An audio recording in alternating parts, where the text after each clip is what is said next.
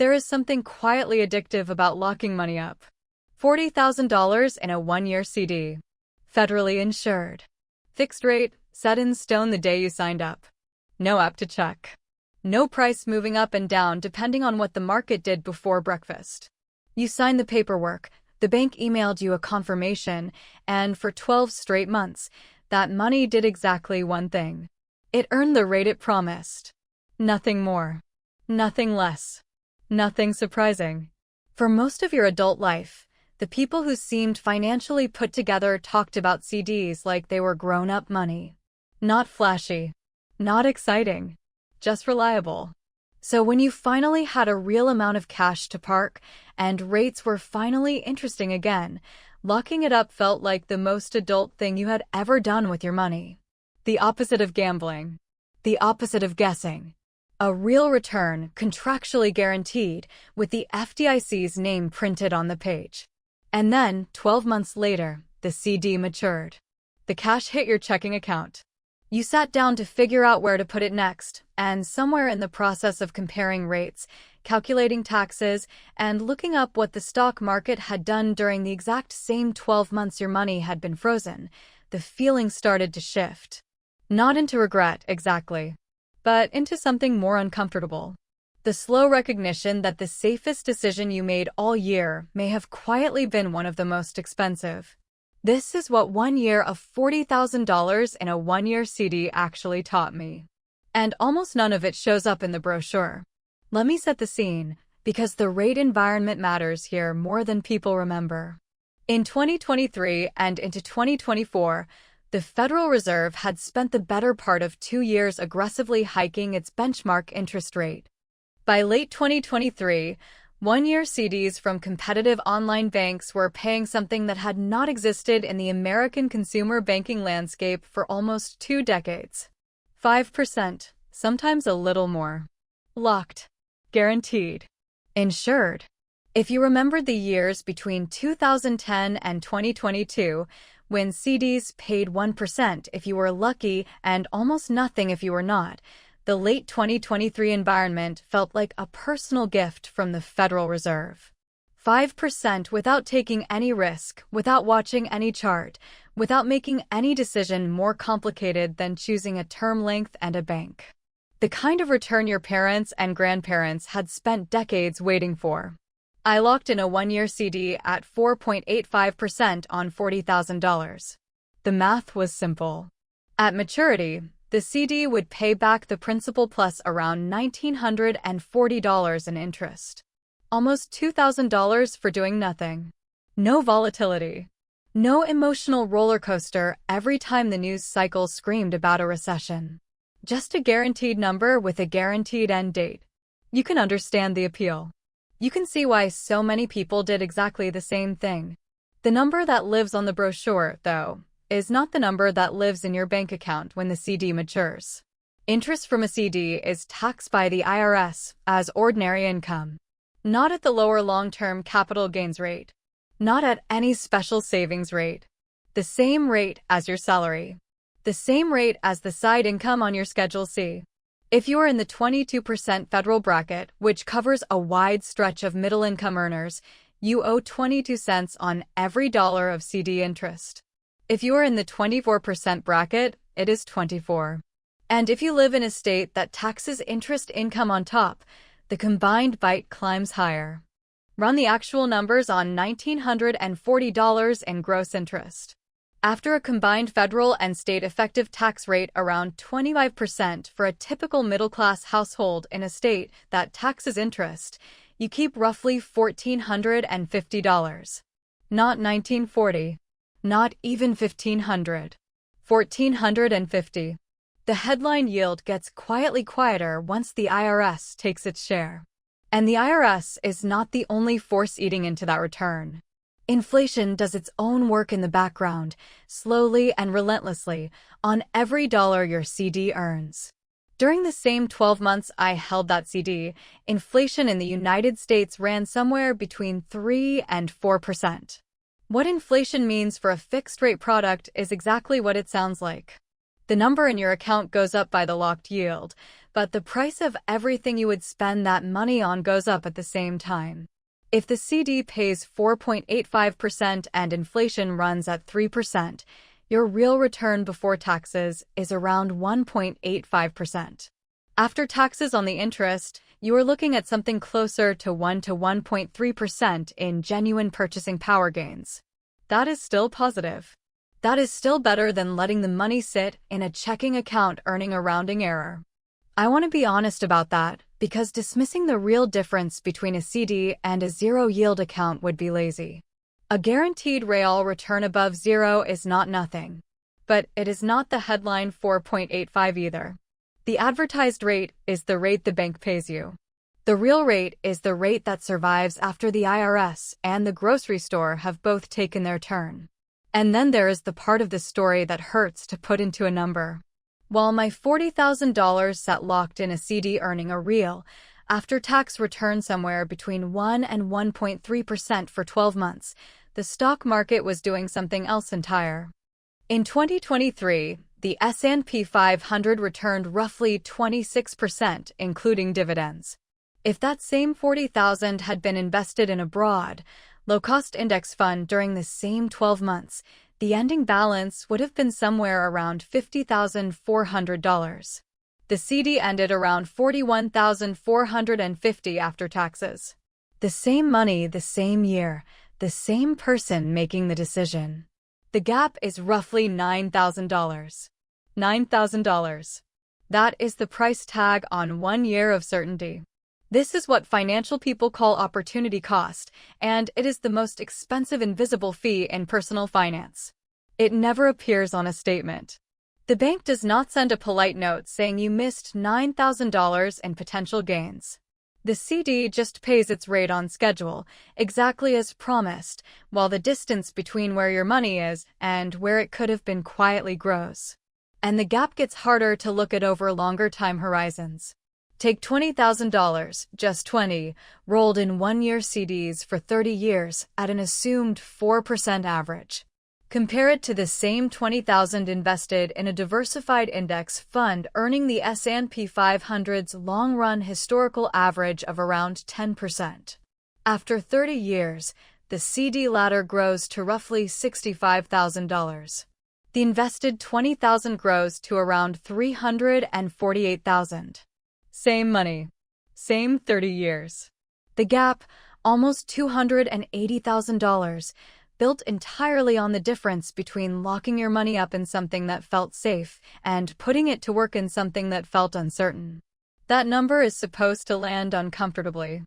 It is supposed to make you think about the cash currently sitting in CDs across your own life. The maturity from last month you rolled into another 1 year because rates still looked decent. The emergency fund that has quietly grown past 6 months of expenses and is now stacked in a CD ladder you started 2 years ago. The money you parked there because the stock market made you nervous, and at least the CD told you exactly what you would have at the end. But before you cash everything out at the next maturity and convince yourself the CD was a trap, let me stop right there. Because that is not the lesson this experience taught me, and overcorrecting the conclusion is just as expensive as missing it. The CD was never the wrong tool. I had it in the wrong role. There is a distinction nobody draws clearly enough in the personal finance space. A CD is designed to protect money that has a known, specific use date. A down payment closing in 18 months. A tuition payment due in the fall. An estimated tax bill you know is coming in April. Money that absolutely cannot afford to drop 15% in a market correction the week before you need to write the check. For that exact job, a CD is genuinely excellent. The yield is locked. The maturity date is locked. The FDIC insures the principal up to $250,000 per depositor per institution. For matching a specific cash need to a specific calendar date with no surprises in between, very few products beat it. The problem is not the product. The problem is scope creep. The problem is how a tool built for known, dated obligations quietly inherits a much larger and more important job than it was ever designed to handle. Most people holding large CD balances in 2026 are not doing it because they have a specific cash need 11 months from now. they're doing it because the CD feels disciplined. It feels like a financial decision a real adult makes. The rate is locked, the bank statement is tidy, and the alternative, investing in the stock market, feels like handing your money to something that moves while you are not looking. That psychological gap between locked money and invested money is not really a financial distinction. It is an emotional one. And it quietly costs more than almost any other money decision a middle-class household makes across a working life. Then comes the part of the CD that almost nobody mentions until it is happening to them. The way it freezes you in place even when the world around your money is changing. Halfway through my CD term, the Federal Reserve started cutting rates. The cuts came gradually, 25 basis points at a time, but the effect on new issue CDs was swift. The 5% yields that had defined late 2023 began to drop. New CDs at 4.5, then 4.25, then 4. By the time my CD matured, the best widely available one-year CDs from competitive online banks were sitting around 4%. As of the middle of 2026, after a series of Fed rate cuts in late 2025, that 4% ceiling is what is on offer at the top of the rate tables, and the national average across all banks is closer to 2%. That is still meaningfully better than a checking account. But it is a different world than the one that made these accounts feel like a revolution 2 years earlier. And here is the part that should change how you think about CDs permanently. Unlike an index fund, which grows because the companies it owns generate real revenue, develop real products, and compound real profits over time, a CD yield is whatever a bank decides to offer the day you sign up, shaped almost entirely by whatever the Federal Reserve decided at its last meeting. There is no asset underneath the rate that appreciates. There is no business growing. There is just a number a bank prints on a web page, and that number can be lower next quarter without warning or apology. And while the rate environment shifts around you, the CD holds you in place. That is the trade. You agreed to lock up the money in exchange for the rate. If a better opportunity appears halfway through, a tax-advantaged account you should have funded, an emergency that arrives sooner than you planned for, an investment moment you would have liked to participate in, the CD does not care. The early withdrawal penalty is usually some number of months of interest, sometimes a meaningful chunk of the principal. The lock is the feature. It is also the cost. There is another quieter cost I only recognized in hindsight. When you have $40,000 locked into a CD with a known maturity date, something shifts in how you make every other financial decision. The cushion feels official. The number is large, dated, and visible. You feel financially accomplished because there is a guarantee attached to it. You push off opening the brokerage account for one more quarter because things feel fine right now. You contribute a little less urgently to retirement because the CD ladder is impressive on paper. The locked balance creates a sense of financial accomplishment that is not entirely accurate. And that sense of accomplishment has a real cost in reduced urgency to do the harder, less immediately satisfying work of building actual long-term wealth. Discipline and progress are not the same thing. One tells you that you are doing something that looks responsible. The other determines where your money actually ends up. Two households earning the same income across 20 years can land in radically different financial places based almost entirely on how much of their accumulated savings sat unlocked. Fixed-rate products versus how much went into appreciating assets that grew with the underlying economy. The CD is not where wealth is built. It is where wealth is parked, waiting for permission. And waiting has a price. So here is what 1 year of $40,000 in a CD actually taught me. The advertised yield is the start of the math, not the end. For a typical middle-income earner in a state that taxes interest, the real after-tax, after-inflation return on a 4 to 5% CD is probably running somewhere between 1 and 2%. That is still positive.